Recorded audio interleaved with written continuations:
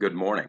I'm Lee Jamison, and this is the 162nd installment of the Bible in a year. Today's readings are from Ecclesiastes chapters 1 through 3 and Corinthians 11, 16 through 33.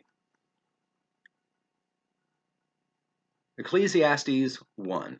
All is vanity. The words of the preacher, the son of David, king in Jerusalem. Vanity of vanities, says the preacher. Vanity of vanities, all is vanity. What does man gain by all the toil at which he toils under the sun? A generation goes, a generation comes, but the earth remains forever. The sun rises and the sun goes down, and hastens to the place where it rises. The wind blows to the south and goes around to the north. Around and around goes the wind, and on its circuits the wind returns. All streams run to the sea, but the sea is not full. To the place where the streams flow, there they flow again. All things are full of weariness. A man cannot utter it. The eye is not satisfied with seeing, nor the ear filled with hearing. What has been is what will be, and what has been done is what will be done. There is nothing new under the sun. Is there a thing of which it is said, "See, this is new"? It has already been, already, in the ages before us. There is no remembrance of former things, nor will there be any remembrance of later things yet to be among those who come after. The vanity of wisdom. I, the preacher, have been king over Israel and Jerusalem, and I applied my heart to seek and to search out by wisdom all that is done under heaven. It is an unhappy business that God has given to the children of man to be busy with. I have seen everything that is done under the sun, and behold, all is vanity and striving after wind. What is crooked cannot be made straight, what is lacking cannot be counted. I said in my heart, I have acquired great wisdom, surpassing all who were over Jerusalem before me, and my heart has had great experience of wisdom and knowledge. And I applied my heart to know wisdom, and to know madness and folly. I perceived that this also is but striving after wind. For in much wisdom is much vexation, and he who increases knowledge increases sorrow. The vanity of self-indulgence. Chapter 2. I said in my heart, "Come now, I will test you with pleasure. Enjoy yourself." But, behold, this also is vanity. I said of laughter, "It is mad," and of pleasure, "What use is it?" I searched with my heart how to cheer my body with wine, my heart still guiding me with wisdom, and how to lay hold on folly, till I might see what was good for the children of man to do under heaven during the few days of their life. I made great works. I built houses and planted vineyards for myself. I made myself gardens and parks, and planted in them all kinds of fruit trees. I made myself pools from which to water the forest of growing trees. I bought male and female slaves, and had slaves who were born in my house. I also had great possessions of herds and flocks, more than any who had been before me in Jerusalem. I also gathered for myself silver and gold, and the treasure of kings and provinces. I got singers, both men and women, and many concubines, the delight of the children of man. So I became great and surpassed all who were before me in Jerusalem.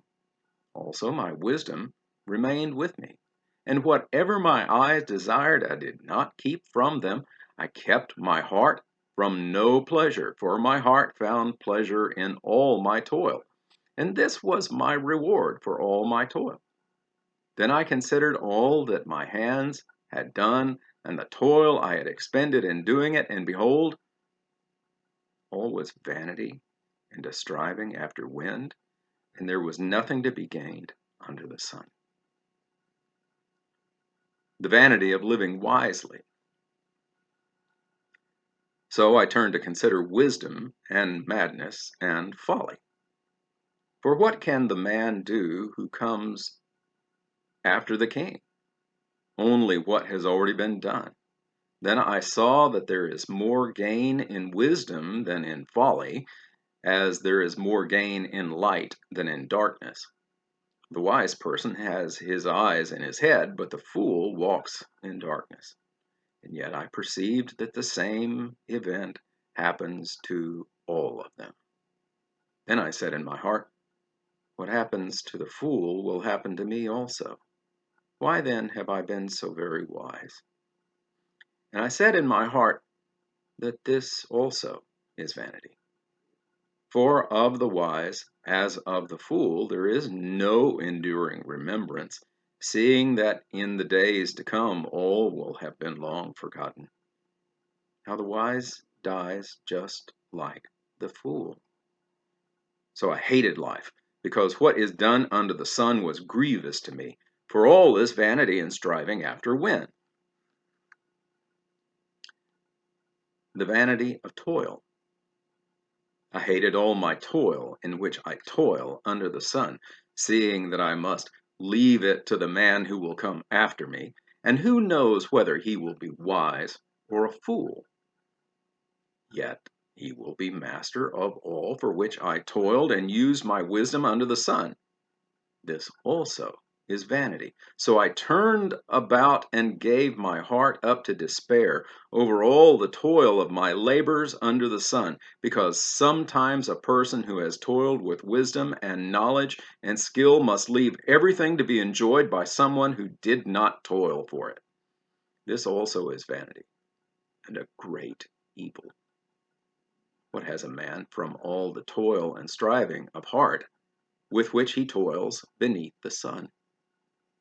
For all his days are full of sorrow, and his work is a vexation. Even in the night his heart does not rest. This also is vanity. There is nothing better for a person than that he should eat and drink and find enjoyment in his toil. This also, I saw, is from the hand of God. For apart from him, who can eat or who can have enjoyment? For the one who pleases him, God has given wisdom and knowledge and joy, but to the sinner he has given the business of gathering and collecting, only to give to one who pleases God. This also is vanity and a striving after wind. A time for everything. Chapter 3. For everything there is a season, and a time for every matter under heaven. A time to be born and a time to die. A time to plant and a time to pluck up what is planted. A time to kill and a time to heal. A time to break down and a time to build up.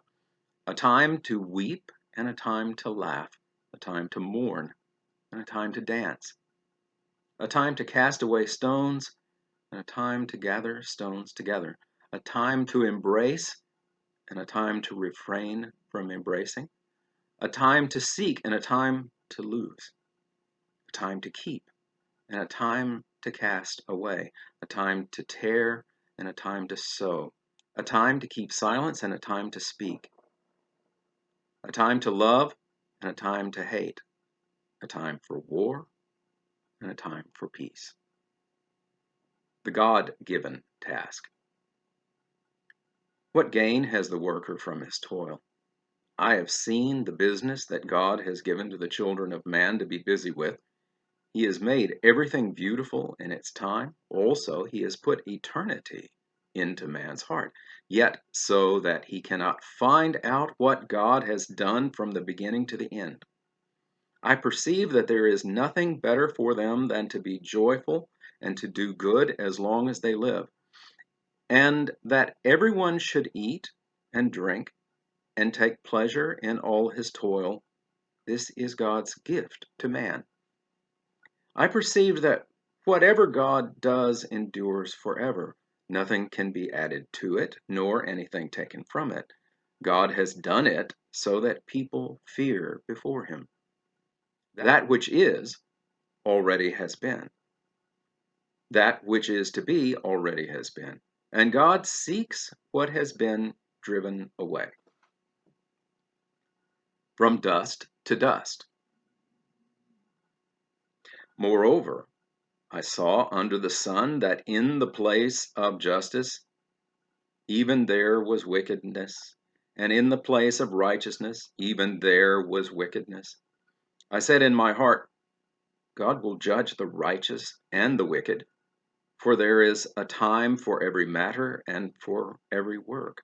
I said in my heart with regard to the children of man that God is testing them, that they may see that they themselves are but beasts. For what happens to the children of man and what happens to the beasts is the same. As one dies, so dies the other. They all have the same breath, and man has no advantage over the beasts, for all is vanity. All go to one place. All are from the dust, and to dust all return. Who knows whether the spirit of man goes upward and the spirit of the beast goes down into the earth? So I saw that there is nothing better than that man should rejoice in his work, for that is his lot. Who can bring him to see what will be after him? And that concludes the reading in Ecclesiastes.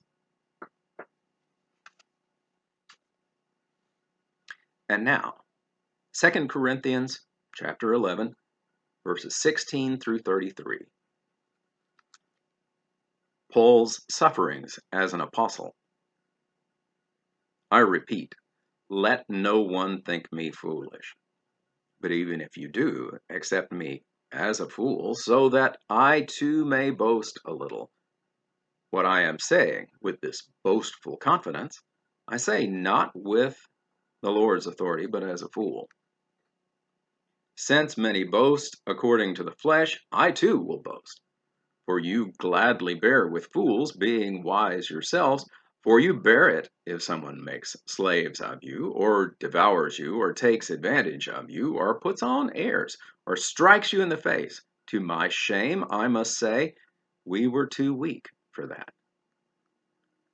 But whatever anyone else dares to boast of, I'm speaking as a fool, I also dare to boast of that. Are they Hebrews? So am I. Are they Israelites? So am I. Are they the offspring of Abraham? So am I. Are they servants of Christ? I'm a better one. I'm talking like a madman, with far greater labors, far more imprisonments, with countless beatings, and often near death. 5 times I received at the hands of the Jews the 40 lashes less one. 3 times I was beaten with rods. Once I was stoned. 3 times I was shipwrecked. A night and a day I was adrift at sea, on frequent journeys, in danger from rivers, danger from robbers, danger from my own people, danger from Gentiles, danger in the city, danger in the wilderness, danger at sea, danger from false brothers, in toil and hardship, through many a sleepless night, in hunger and thirst, often without food, in cold and exposure. And apart from other things, there is the daily pressure on me of my anxiety for all the churches. Who is weak? And I am not weak? Who is made to fall? And I am not indignant. If I must boast, I will boast of the things that show my weakness. The God and Father of the Lord Jesus, he who is blessed forever, knows that I am not lying. At Damascus, the governor under King Aretas was guarding the city of Damascus in order to seize me. But I was let down in a basket through a window in the wall and escaped his hand. And that concludes the reading in 2 Corinthians. Thank you for watching this video all the way to the end. To gain a wider audience for this series of videos, I ask a few favors of you. First, please like the video and subscribe to the channel. You can also click on a bell icon and that will make sure that you receive notifications when new videos come out. Then, if you have comments or questions, even if they're critical, I want to hear from them. Be civil, of course. The YouTube algorithm rewards videos that receive audience participation. So I appreciate your input. You are a part of this channel as well. Thank you, and have a blessed day.